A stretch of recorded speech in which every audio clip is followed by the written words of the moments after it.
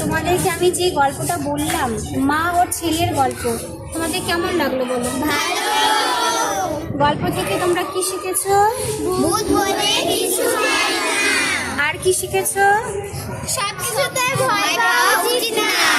আচ্ছা, তো তাহলে তোমরা কি ভয় পাবে এখন থেকে? না। আর ভূত বলে কিছু আছে বিশ্বাস করবে না। আর যদি কেউ ভয় পায় তাকে কি বলবে?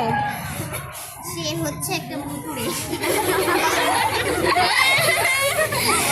আচ্ছা, তাহলে আজকে গল্প ভালো লেগেছে? আজকে ক্লাস এখানেই শেষ। সবাই টাটা করে দাও।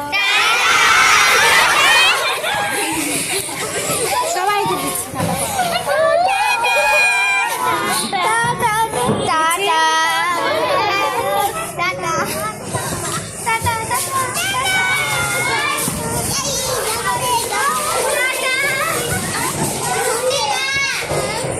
ঠিক আছে, টাটা।